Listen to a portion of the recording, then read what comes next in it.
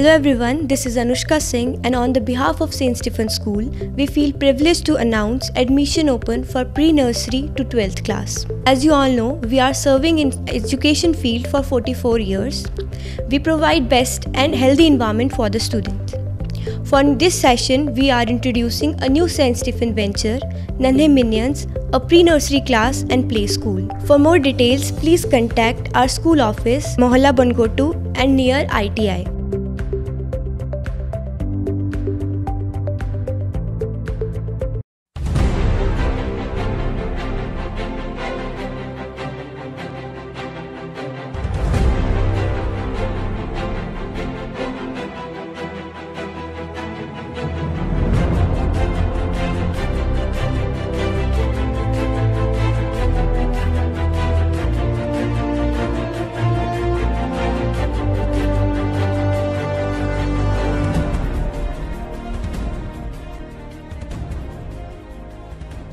नमस्कार, मैं हूं पुनीत मल्होत्रा और आप सभी का चंबा हलचल में स्वागत है।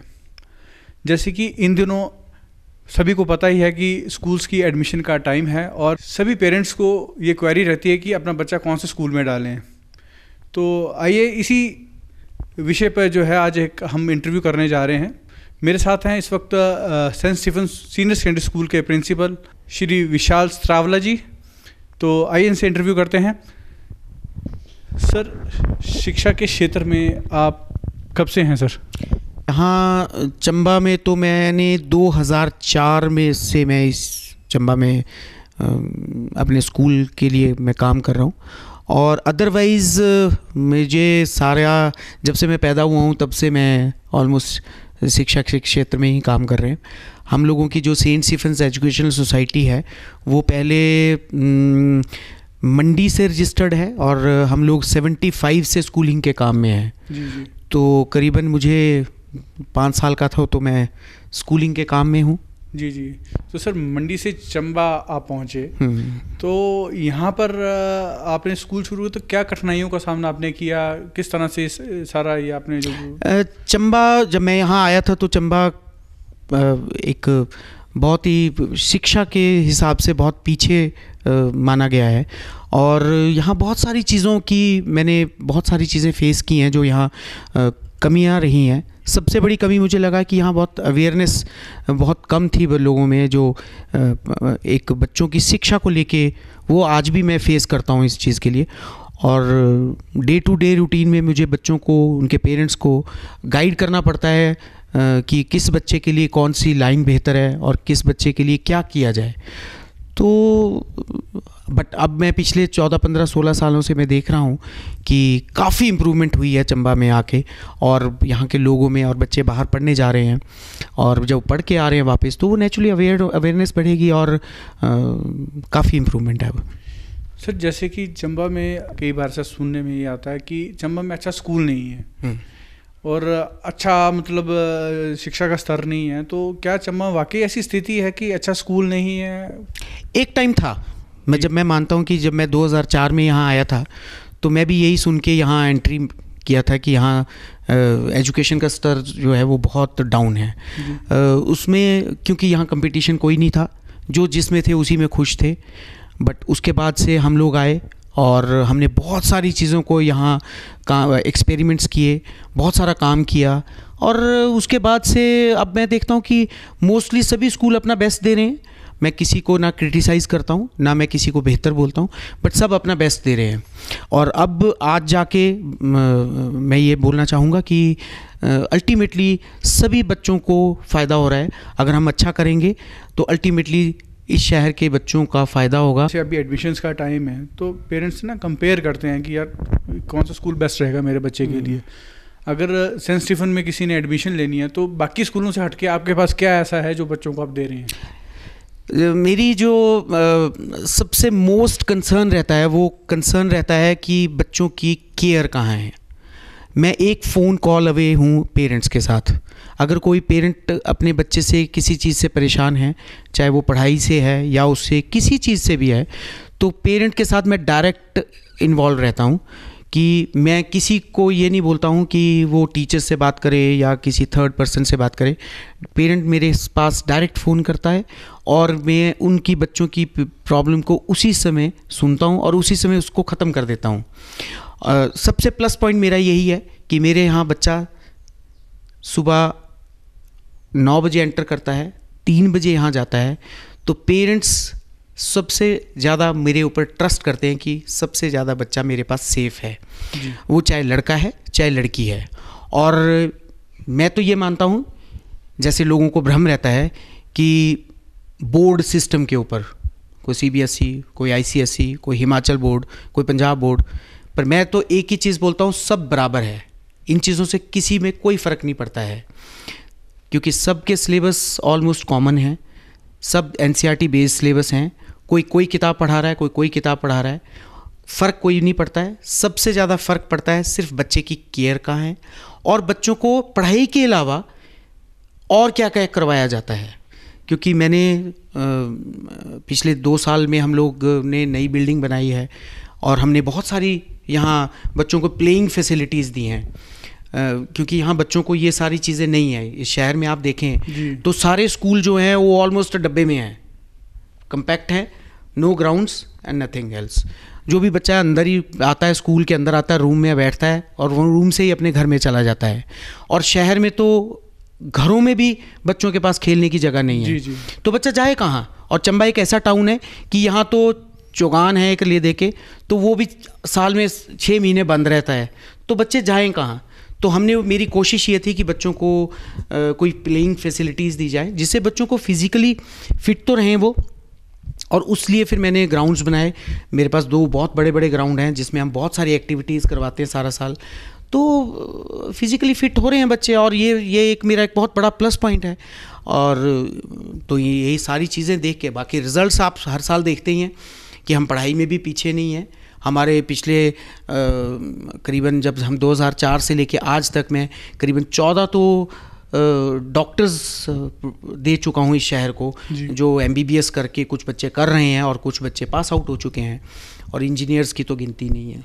सर, जैसे ये आपने नई बिल्डिंग बनाई है स्कूल की, तो शहर से बाहर है आपकी बिल्डिंग, तो कई पेरेंट्स के मन में ये सवाल था कि ये स्कूल जो है शहर से बाहर है, बच्चों को आने जाने में काफ़ी दिक्कत होगी, और मतलब एक तरह से ये मतलब उस टाइम पे एक माहौल बन गया था कि शायद स्कूल को फ़र्क पड़ेगा। तो सर, उस चीज़ को कैसे फेस किया आपने? पुनीत जी, मैं आपको एक बड़ी सिंपल सी बात बोलता हूँ। मैंने अभी भी आपको 2 मिनट पहले एक बात बताई कि जब आपने बच्चों को फैसिलिटीज़ देनी है, प्लेइंग फैसिलिटीज़ और बहुत सारी फैसिलिटीज़, तो आप वो टाउन के अंदर नहीं दे सकते हैं। तो मेरा जो एम था वो यही एम था कि बच्चों को पढ़ाई के अलावा प्लेइंग फैसिलिटीज़ भी देनी है। तो अल्टीमेटली मुझे उसके लिए बाहर मूव करना ही पड़ना था। हो सकता है इनिशियली मुझे 5-7% का नुकसान भी होता, बट मुझे इस रिस्क को लेना ही था जी। अगर मुझे शहर से 5% 10% नुकसान भी हुआ होगा, तो मुझे बहुत सारा प्लस भी हुआ है, क्योंकि मैं ऐसी जगह बैठा हूँ कि इसमें बहुत सारा एरिया को मैं और को भी कैटर करता हूँ जी। तो मैं सिर्फ शहर की वजह से स्कूल नहीं चलता है, शहर में अदरवाइज़ भी करीबन 4-5 स्कूल हैं, आपको सारे स्कूलों के नाम पता है जी। और आप अब ये भी जानते हैं कि जो और स्कूल हैं वो भी स्लोली बाहर मूव करना शुरू किया है। हो सकता है मैं ट्रेंड सेटर हो गया हूँ इस चीज़ के लिए कि मैंने एक ट्रेंड सेट किया, मैं बाहर निकला, अब मुझे देख के और लोगों ने भी हिम्मत दिखाएंगे, वो भी बाहर जाएंगे। तो अल्टीमेटली बेनिफिट किसको हुआ? स्कूल, शहर के बच्चों को, कि बच्चों को अब मेरे को देख के कोई और स्कूल भी बाहर जाता है तो वो भी ग्राउंड बनाएगा, वो भी प्लेइंग फैसिलिटीज़ देगा, तो अल्टीमेटली बेनिफिट बच्चों को होगा।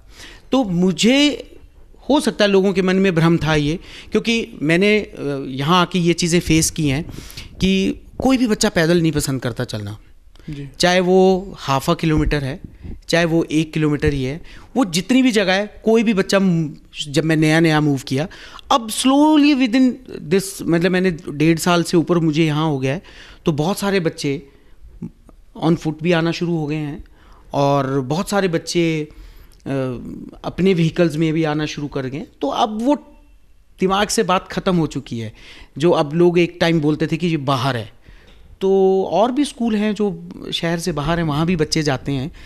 तो मेरे हिसाब से अब वो का बात ख़त्म हो गई है। इनिशियली था ये, बट अब वो ख़त्म हो गया है। सर आजकल जो है वो एक मतलब स्कूल्स में ये एक प्रचलन ऐसा आ गया हुआ है पेरेंट्स के मन में कि सीबीएसई स्कूल जो होगा वो ज़्यादा अच्छा उनका सिलेबस होता है वो, और बच्चों के आगे भविष्य के लिए भी बढ़िया होता है। तो सर सीबीएसई को लेकर इन फ्यूचर में आप कुछ ऐसा है आपका कि आप करेंगे? देखिए पुनीत जी, मैंने एक दिन में एक साल लास्ट ईयर मेरे जब एनुअल फंक्शन हुआ था तो उसमें मैंने अपनी एक स्टेटमेंट दी थी कि फर्स्ट गोल मैंने अचीव किया है। अभी सीबीएसई के कुछ नॉर्म्स हैं, सभी को नहीं मिल सकता। उन नॉर्म्स को जो पूरा करेगा वो सीबीएसई ले सकता है। मेरे पास यहाँ करीबन 3 बीघा लैंड है, इंफ्रास्ट्रक्चर है, 19 कमरे मैंने बना दिए हैं। इवन देन मैं भी अभी तक नॉर्म्स पूरे नहीं कर रहा हूँ सीबीएसई के, क्योंकि सीबीएसई का सबसे बड़ा नॉर्म ये है कि लैंड जो है वो करीबन 5 बीघा मीन्स 1 एकड़ जगह हिमाचल हिली एरियाज़ में होनी चाहिए। उनके हिसाब से उसमें उनके डायमेंशंस के हिसाब से रूम्स होने चाहिए। इवन आप स्टेयर्स जो होती हैं उनकी डायमेंशंस हैं और बहुत सारी फॉर्मेलिटीज़ हैं। तो उसको फुलफ़िल करने में भी टाइम लगेगा मुझे। मैं फेक चीज़ों पे विश्वास नहीं करता।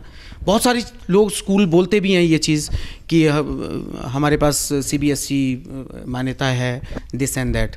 बट मैं तो लोगों को एक ही चीज़ बताना चाहूँगा कि सीबीएसई स्कूल लेना, उनके नॉर्म्स पूरे कर दीजिए, वो दे देंगे। उनको क्या है, वो आएंगे, इंस्पेक्शन करेंगे, आप नॉर्म्स फुलफ़िल करते हैं तो। और लैंड आप थर्ड पार्टी के नाम हो नहीं चलेगा। स्कूल की बिल्डिंग आपकी रेंटेड है नहीं चलेगा।